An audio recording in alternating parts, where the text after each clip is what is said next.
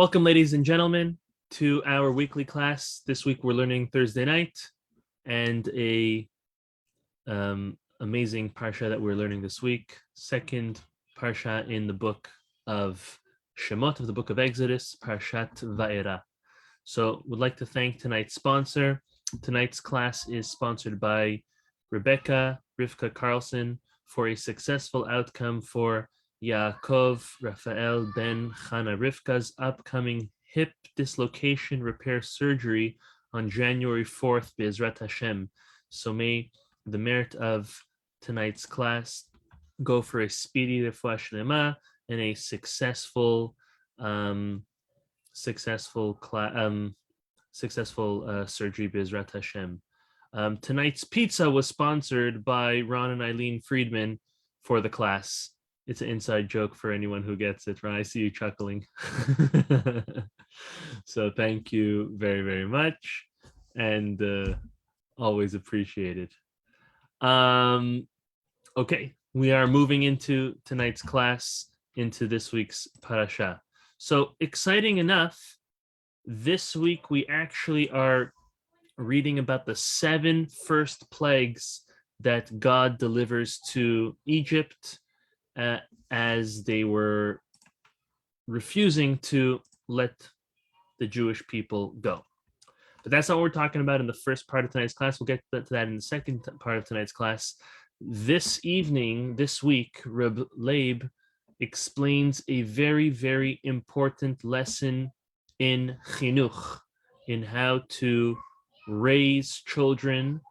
This applies to all children, but we're soon going to see how the topic that he has actually applies to how we should raise our daughters, which is a very important topic. Very often we always focusing on how to raise the sons, how to raise the boys in yeshiva and Torah study, but what about the girls?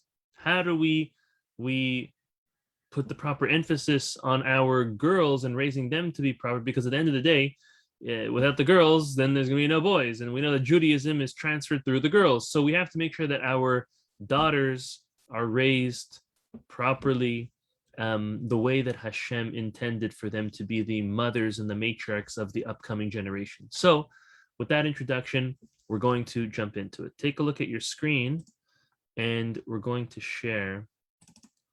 We are in Exodus chapter 6, verse 20. And this tells us that Amram married Yochevet, his aunt, which was, again, not common nowadays, but it was something that was permitted, obviously. So Vaikach Amram et Yochevet dodato lo leisha, marries his aunt as a wife, Vatered lo, and he and she have 3 children, et Aharon, vet Moshe. Well, we know also Miriam, but it's speaking about the boys here now. Vatered lo Aharon vet Moshe, ushne haye Amram, sheva ushloshim umat shana. Amram was 137 years old. Now, let's just let everyone into the class. They're coming in. Okay, they're in. In general, says Reb Leib, the Torah seldomly mentions the female biblical characters. There are mentions of them, but if we look at our Torah, the most part of our Torah is speaking about male characters, the patriarchs and Moses.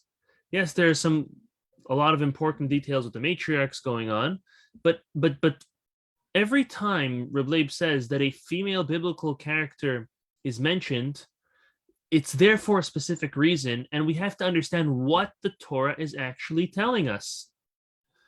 Furthermore, the name that is given to all of our biblical characters, but including our female biblical characters, must also be teaching us something very special. So the Torah says that Levi's daughter, who is Moses' mother, her name was Yochevet. So Reb Leib wants to understand, what did this amazing woman, daughter of Levi, do to merit such great pillars as children Moshe, Aaron, and Miriam, what is it that she did that singled her out as arguably even greater than a matriarch? She was the one who bore and raised the greatest man that ever walked the face of this earth, Moshe Rabbeinu.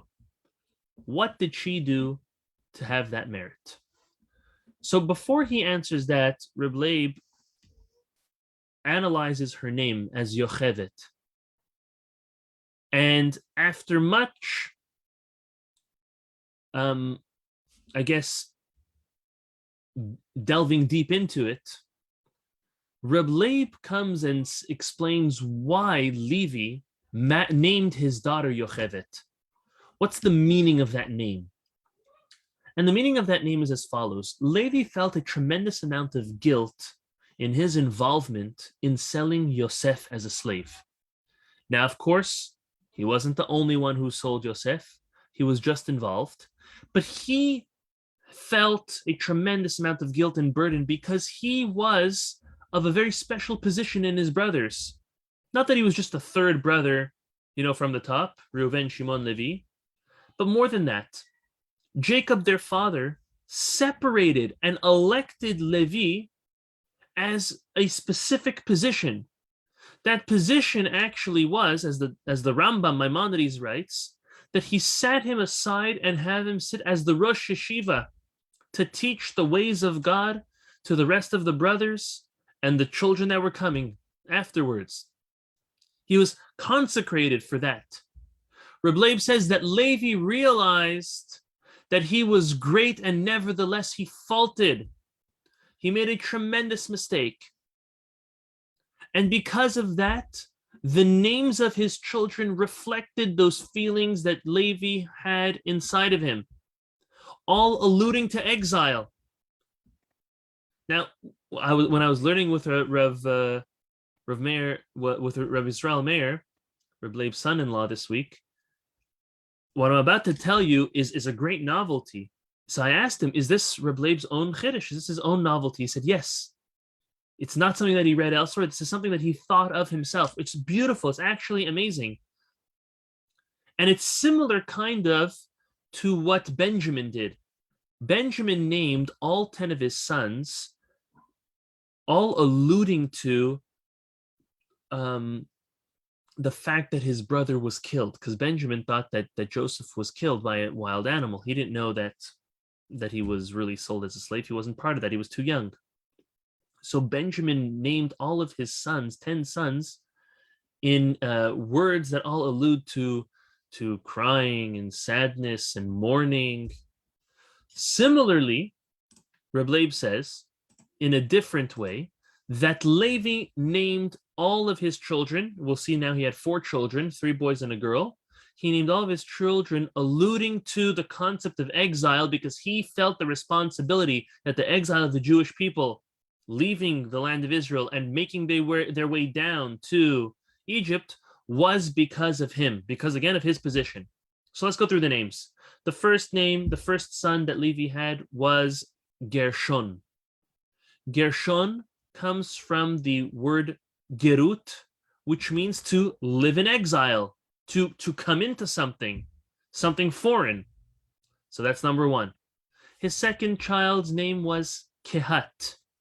Kehat literally means to smash one's teeth. In Hebrew, we call it hakeh et shenav.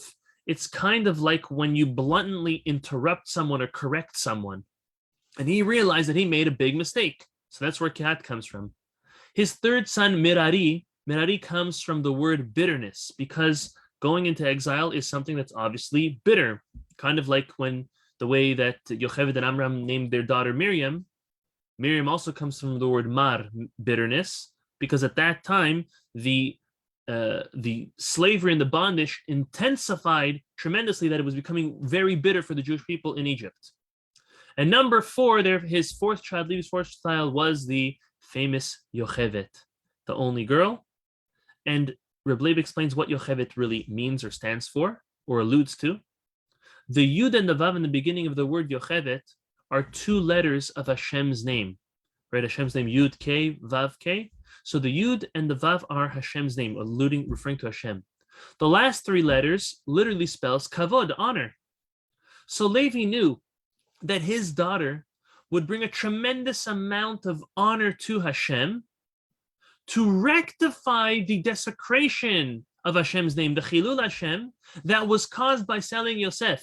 He felt that Yochevet, Hashem's honor, we're going to restore Hashem's honor for that which we desecrated by selling Yosef as a slave.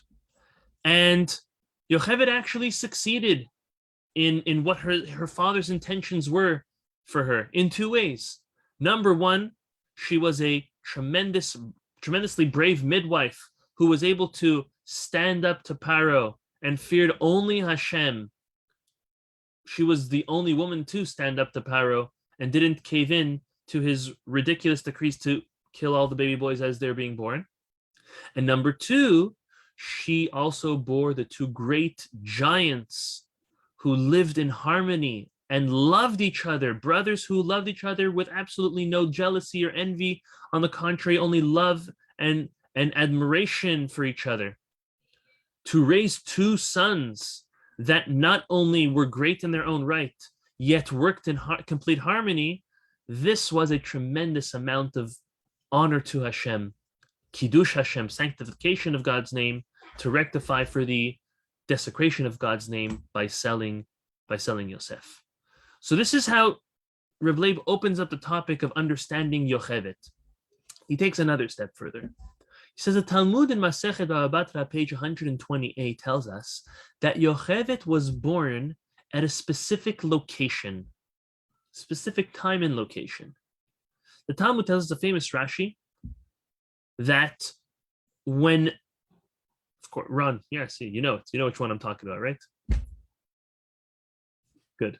This Rashi tells us and quotes the Talmud that tells us that Yochevet was born while the Jewish people, while Jacob and his children were entering Egypt. This is before Jacob even met Joseph or reunited with him. On their way down, she was literally born. In Hebrew, the terminology is ben achomot, between the walls. Literally at the border between Israel and Egypt, that's where Yochevet was born. I really wants to know, one second, what is so important about this fact that Hashem ordained and planned that she would be born exactly at that time and at that place? Why couldn't she have been born in Israel or born in Egypt? Like, what's the point? So if it's insignificant, so why is the Talmud telling us? It would not go out of its way to tell us. So it must be important. So what's the importance, Reb Leib wants to know? Reb Leib says, she was born on the border with a specific purpose. The purpose is that she would be the cause for the eventual exodus. Now the Jewish people are going into exile. She would be part of the solution for the exodus. Her deeds of saving the baby boys and the leadership of her children are going to be the reason for the exodus. Because in truth, the Jewish people were stuck in Egypt. They had a slave mentality to the point where they couldn't even fight back a small group of Egyptians when they leave Egypt after the 10 plagues, and they're a week into their journey, and they're stuck by the Sea of Reeds, as we're going to read in 3 weeks from now. They're stuck. They turn around. They're being pursued by, I'm calling it a handful of Egyptians, but literally a handful compared to their entire nation. Why? Because they were oppressed for so long by the Egyptians. They had this slave mentality. There was a tremendous amount of fear that they didn't even know how they would ever be able to break out and escape. They always viewed themselves as slaves. The only way that they left Egypt was because of Yochevet. Why? The very place that she was born, Leib explains, was the place that the Jewish people would break through and leave. Because if she would have been born inside Egypt, then that's it. The strength would already be weakened by the and controlled by the impurities of Egypt. And if she would have been born in Israel, one should be no different than anyone else. The fact that she was born exactly there on the border, that was a power that the Jewish people were able to tap into, and at that place break through in the future. 210 years later, actually. There's another midrash, Leib doesn't quote it, but that tells us that Yocheved actually passed away on the border as well. That Yocheved was born coming into Egypt, and she passed away on the Jewish people's way out. It's another interesting concept. So now, Reb Leib shares another amazing observation, and this is just mind-blowing. I'm sure you're gonna really, really enjoy it. The observation is as follows. He quotes 5 similarities. He comes up with 5 similarities between Yochevet, or better, Yochevet's position as a mother and Chava's position as a mother in relation to their children. What do I mean? Chava, the first woman that ever walked the face of this earth, Adam's wife, and Yochevet. So Yochevet actually bore Moshe Rabbeinu when she was 130 years old. That's when she gave birth to him, which is like, wow, awesome. Does that number ring a bell? Indeed it does, because Yochevet gave birth to Seth, when she was 130 years old. So Reb Leib wants to give 5 similarities between the son of Yochevet and the son of Chava, basically between Moshe and Shet. Listen to the similarities. Similarity number 1, they were both the third child, right? Cain and Abel, Seth. Number 3, Miriam, Aharon. Number 3, Moshe. That's number 1. Second similarity, they were both born after their fathers separated from their mothers and then returned. By Adam, we know that Adam and Chava had children right away. That was Cain and Hevel. And then after the sin of eating from the tree of knowledge, they split. It was afterwards that they came back together. Specifically 130 years later. We'll speak about that in a moment. Amram and Yochevet also split. Paro made a decree that all the boys would be thrown into the Nile. So Amram said, I don't want to be the cause for so many babies to be thrown into the Nile. He stopped. He separated from his wife as to not have to engage in any marital relations, and then have, as a subsequent consequence, children to be born. So no one would have to be thrown into the Nile River. So too the rest of the nation did, but they separated, and then when they came back is when Moshe Rabbeinu was born. That's the second correlation. So number 1, they're both third child. Number 2 is they were both born after their parents separated and then came back. Number 3, the reason why their fathers came back to their wives, returned to their wives for more kids, was because they were actually lectured by women. Let's take a look. Adam Arishon separated after this sin of eating from the tree of knowledge, and the wives of Lemech came and told him to have children. Sorry. Adam Arishon went to the wives of Lemech and told them to go and to live their lives, to have marital relations with Lemech and have more children, even though the decree of the great flood would come, and anyways they would be destroyed. So you know what the wives of Lemech told back Adam Arishon? You hypocrite! Why are you not married to your wife Chava? You should be having children as well. He said, you're right. And because of that, he went to Chava, and they got remarried. And right after that, the Torah says Chava got pregnant and gave birth to Shet. That was at 130 years old. Amram, as we all know, was lectured by his daughter Miriam for being and instituting a worse decree than Paro. Paro made a decree only for the boys, and Miriam came and said, "You're worse because your decree is not only for the boys, it's for the girls as well. There's going to be nothing left of us." So both Adam and Amram both accepted the rebuke of women in order to better their ways, and as a result of that, their children Moshe and Shet were born. Number 4, the Midrash tells us that they both looked like Adam Harishon. Moshe Rabbeinu had the physical appearance of Adam, and so did Shet, which attests to how great they actually were. And now the 5th comparison, which is absolutely amazing, is that both Moshe and Shet were born into a world. They brought new hope into the world they were born into. There was, as I'll explain in a moment, chaos or sadness, and their birth was a proof that there is hope. I'll give you an example. When Shet was born, he was born after Hevel was murdered by his brother Cain. And then he was expelled and had to wander the world. Shet came to serve as a foundation for the world. His birth is so monumental that he is the one who is considered in the line of generations from Adam to Noach.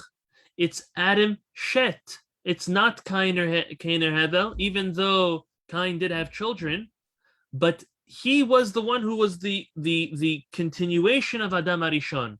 He brought hope to a world of, unfortunately, there was murder early on. He came and showed that life can be continued to be lived. Moshe Rabbeinu also, he liberated the Jewish people from Egypt. He brought Torah to the Jewish people, which is the foundation of the world. He renewed the connection between the relationship between Hashem and the world by being the messenger of having the Torah being brought. It's an amazing chidush. It's actually fascinating. So Reb Leib was so excited to think of this himself again. And then later on, he found that the Zohar says exactly this. The Zohar says many of these connections and actually says that Yocheved was a reincarnation of Chava. And the Zohar says because they both gave birth at 130 years old. And then the Zohar elsewhere says that Moshe Rabbeinu was a reincarnation of Shet. Pure perfect.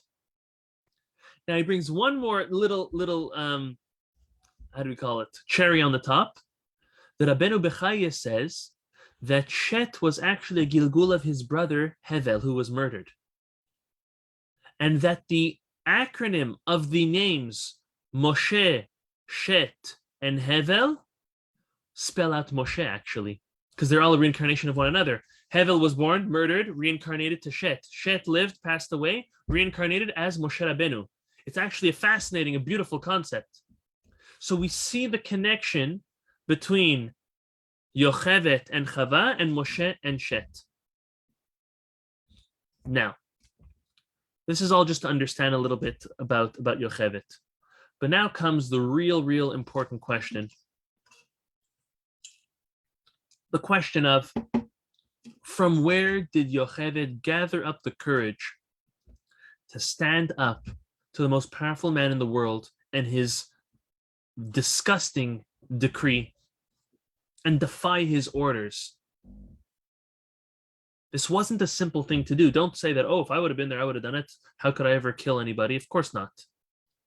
Because in truth, the midwives were actually risking not only their own lives, they're risking their lives for kids who probably wouldn't even make it alive. Because even if they wouldn't kill the baby on the way coming out, the Egyptians would later on catch the baby at home with their parents, or they'd be subjugated to a life of torture and bondage and slavery. So either way, they were risking their lives for a pointless objective, what motivation would they have to get up and defy Paro's orders? The Talmud says, in light of this, that the Exodus came to be because of the merit of the righteous women. The righteous women who still had children, even though they're bringing them into a world of complete darkness and slavery and torture, and risked their lives as midwives and not listen to Paro and kill the boys. Even Noach, Reb Leib says, didn't have any more children after the flood because he thought the world was destroyed and that's it, it's over. The Jewish people living in a world of complete destruction for the Jewish people, they still had children. They didn't give up.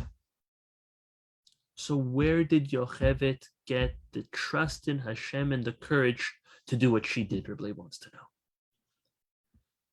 So he says it's actually twofold. It's from, she received this from her grandfather and her father, from Jacob and from Levi. From Jacob, she received that Yirat Hashem, the fear of God, and from Levi, the power to bring life to a hard and difficult world. And he explains them both. And with this, we're going to have a very practical lesson.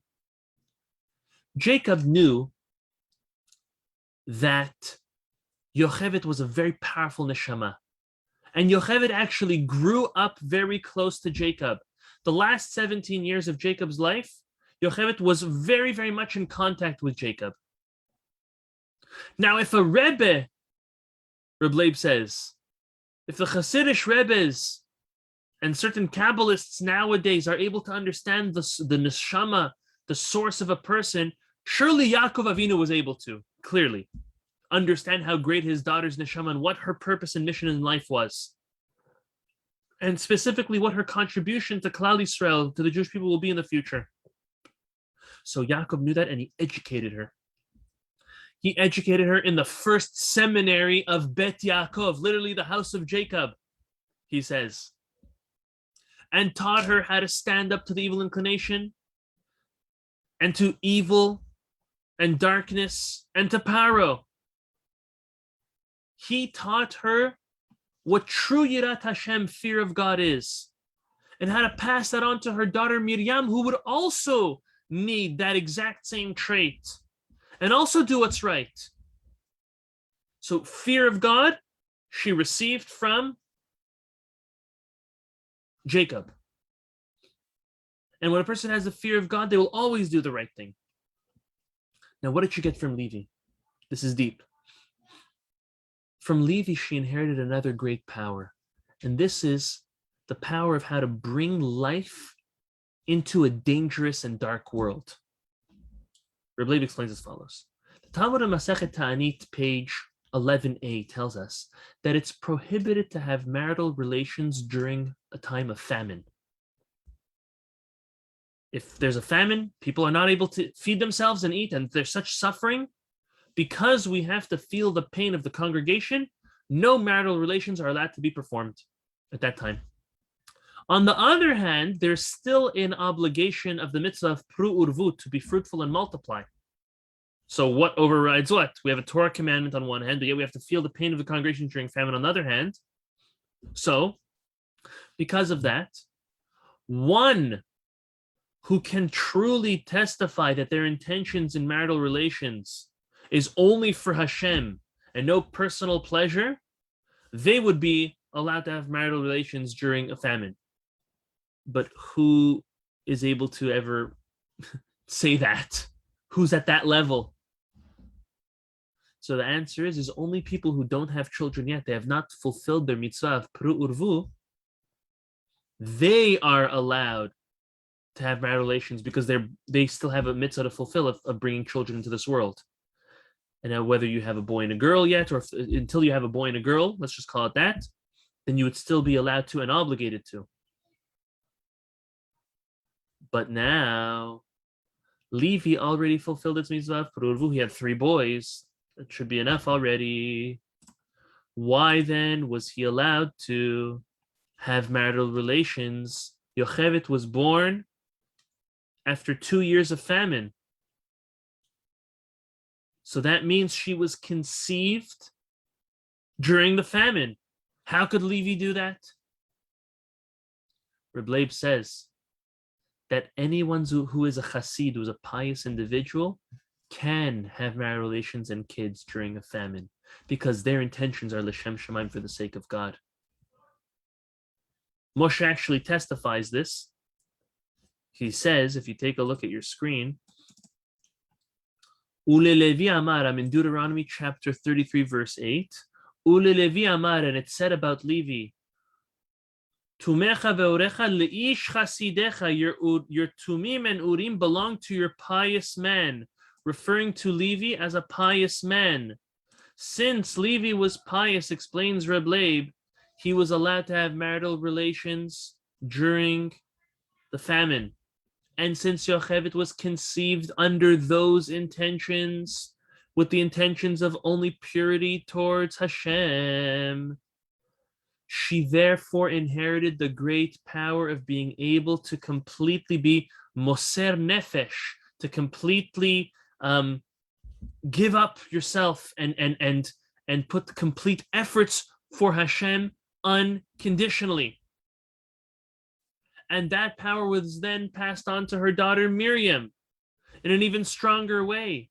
Why stronger? The Midrash tells us that Pu'ah, which was Miriam, stood up to Paro and stood up and was speaking back to Paro for his horrible decree, to the point where Shifra, which was Yocheved, came in and told Paro, don't listen to this little child. She doesn't know what she's talking about. But Miriam stood up, even stronger than her mother. Where did that come from? That came from Levi, who passed it on to Yocheved, and then got even stronger when it passed over to Miriam. So now it makes perfect sense, and with this Reb Leib ends, it makes perfect sense that when the Torah refers for the first time that Amram and Yocheved got married, the Torah doesn't call her Yocheved, calls her Bat Levi, because she had this great power in her that she inherited from her father Levi to be 100% Hashem Shemaim, 100% for the sake of God. And this was able to bring a Kiddush Hashem, a sanctification of God's name, to rectify the desecration of God's name for selling, that Levi sold Yosef. That's why she's referred to as Bat Levi. To rectify what Levi did, but with the infused power that she inherited from Levi. So to finish off, the lessons that I learned from this week's Reb Leib's fascinating novelties is, number one, we have certain principles that we need to instill in our daughters, of course our sons as well, but specifically in our daughters when we raise our daughters. Number one, we learned the concept of fear of Hashem. A person who is a true Oved Hashem, a true servant of Hashem, fears Hashem. If you fear Hashem, you won't do things that are wrong. Number two, Kevod Shamaim, the honor of Hashem. When we understand what the honor of Hashem is, again, we'll only do things for the sake of Hashem. And thirdly, the importance, we need to teach our daughters the importance of Jewish life and the importance of bringing Jewish children into this world. They are the continuity. If it's not for the girls, there is no more Jews. And the second lesson, so that's lesson number one, is the principles we have to instill in our children. Fear of Hashem, honor of Hashem, and the importance of Jewish life. Second lesson is, we see what amazing power a Jewish woman has on her husband and family in order to push them to do the right things, and specifically in the direction of Torah. We know so many families that either have went stronger and more into Judaism and religion because of the wife, or turned away. Literally, the saying of a woman can make him or break him is 100% true, including in the sense of observance. How much a person will observe the Shabbat and Kashrut and the holidays and be inspired to go learn more and do more, all comes from a wife. And the opposite is true as well. We have to instill this in our daughters, explaining to them that they are the backbone, they are the spine, they are the most important part of the home, because their influence will direct their husband and their children to go either in the right way or in the wrong way. So on one hand, it's a tremendous what's the word? It's a tremendous responsibility that us as parents have to impart on our daughters, but it's a tremendous responsibility for every woman of the house.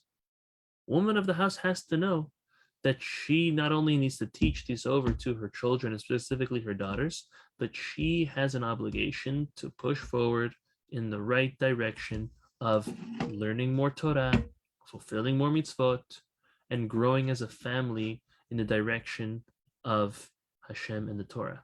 It's a very, very important concept and a fascinating concept. So this will end that from Yocheved, Reb Leib taught us amazing lessons in how we have to educate and raise our daughters to be the matriarchs of the upcoming generation.